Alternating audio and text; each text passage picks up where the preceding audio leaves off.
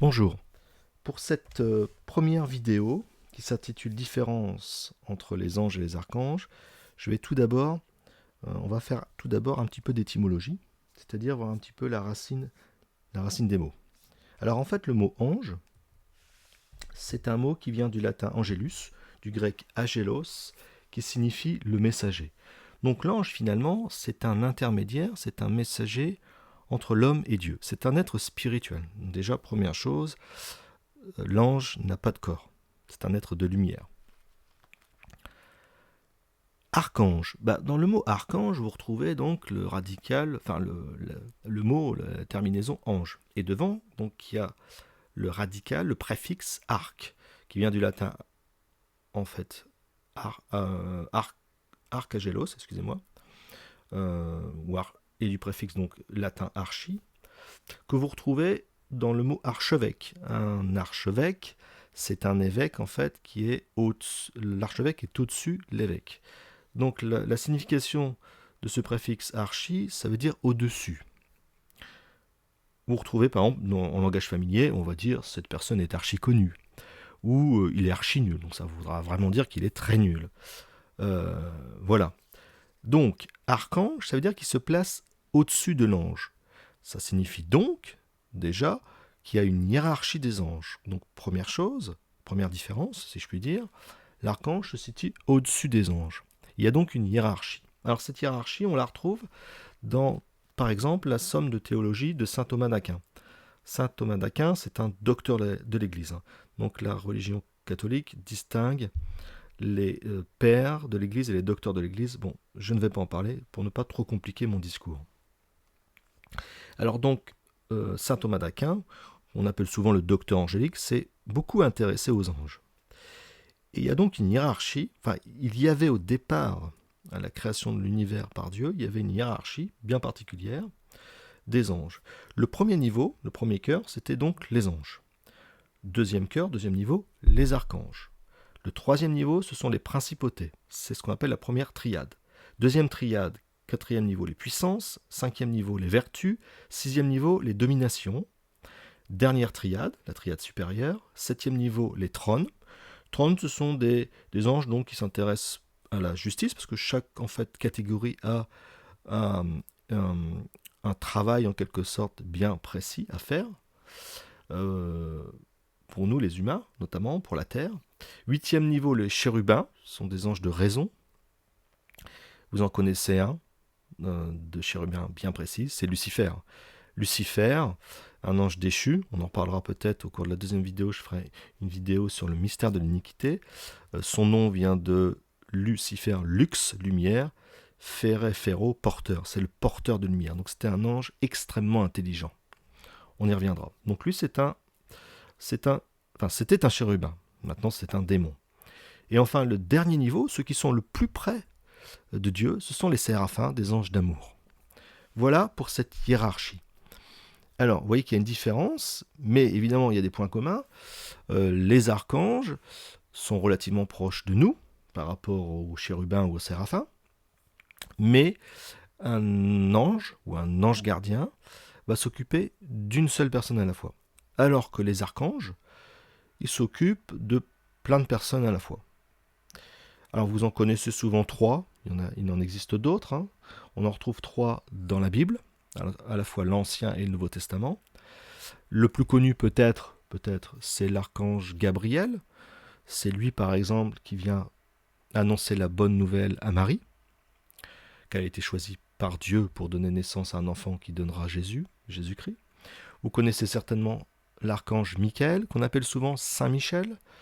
Souvent, on le représente comme un ange guerrier qui terrasse le serpent, le diable.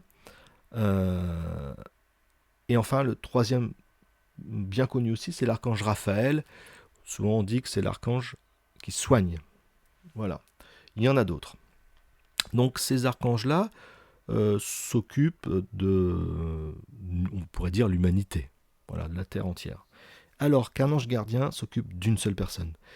Donc déjà, dans certains ouvrages que vous trouvez, notamment des ouvrages qui vous apprennent que vous pouvez connaître le nom de votre ange grâce à votre date de naissance, ça c'est faux. C'est faux puisque si c'était le cas, il y a plein de personnes qui ont la même date de naissance, ça voudrait dire que les anges gardiens s'occupent de plein de personnes. Eh bien non. Quand vous êtes né, Dieu a créé votre âme et un ange gardien a été dédié, pas Dieu a choisi un ange gardien pour s'occuper de vous. Donc vous avez un seul ange gardien. Après, il existe ce qu'on appelle des guides spirituels, mais ça n'a rien à voir. Donc l'ange gardien, il est unique, c'est le vôtre, jusqu'à votre mort. Voilà, déjà une différence avec les archanges qui, eux, vont s'occuper de plein de personnes. Donc ils n'ont pas le même rôle. Deuxième point qu'on trouve souvent dans certains ouvrages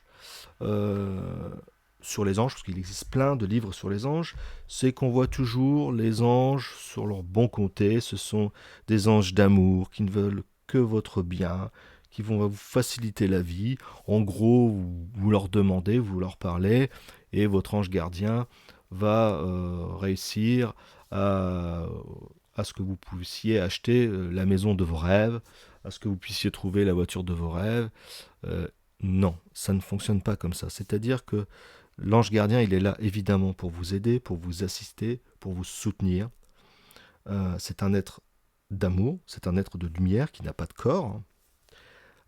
Il est au ciel, mais c'est donc l'ange qui est le plus près de vous. Au niveau énergie, il est le plus près de vous, il est là pour vous aider. Mais, il vise une seule chose, il a une vision plus globale de votre situation, il vise votre salut. Qu'est-ce que c'est que le salut? C'est relativement simple. À votre âme va aller au ciel, et là il y aura trois possibilités.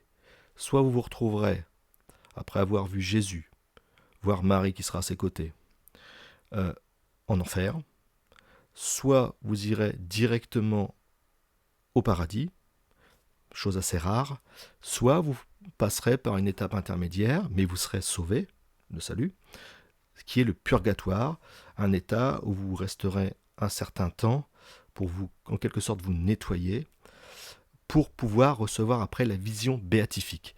Qu'est-ce que c'est que la vision béatifique? C'est se retrouver face à face avec Dieu. Mais pour se retrouver face à face avec Dieu, il faut mourir à soi-même.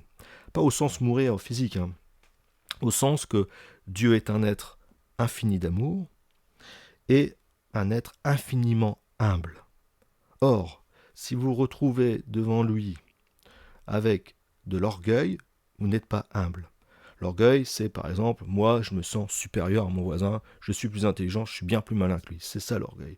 Ou je suis beaucoup plus beau que mon autre voisin là qui est vraiment très laid. Non, ça c'est l'orgueil. Dieu est un être infiniment humble. Et pour pouvoir se retrouver face à lui et le supporter, il faut être aussi humble. Donc, l'ange vise votre salut, et pour avoir le salut, il ne faut pas pécher le moins possible. Et si toute votre vie vous avez péché, vous aurez devant Jésus, il y aura un risque que vous choisissiez délibérément la liberté, et donc le projet de Lucifer, je serai amené à en parler, et donc l'enfer. Donc votre ange ne veut pas ça. Il veut que vous soyez sauvés.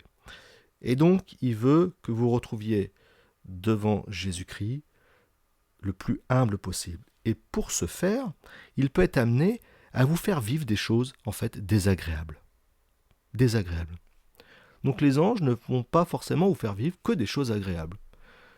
Donc des choses désagréables, ça peut être des maladies, ça peut être des épreuves, des choses donc vraiment très désagréables. Donc ça, c'est déjà un point important qu'il faut noter par rapport à certains livres où on vous présente les anges comme vraiment des personnes, enfin des êtres de lumière qui ne veulent que l'amour. Oui, évidemment, mais comme ils veulent votre salut, ils peuvent très bien être amenés à vous faire vivre des choses désagréables. Voilà, bon déjà, dans le titre, différence entre ange et archange, vous voyez qu'il n'y a pas tant de différence que ça, hormis le fait que l'ange, il s'occupe seulement de vous, et que les archanges, ils s'occupent de plein d'autres personnes. Donc les archanges ne sont pas attachés à une seule personne. C'est la différence, on va dire, fondamentale entre les anges et les archanges. Voilà, donc je vous retrouverai dans une deuxième vidéo où là, je serai amené à développer un petit peu le mystère de l'iniquité et voir justement comment cette hiérarchie des anges que je vous ai exposée auparavant a changé. Donc je vous dis à bientôt.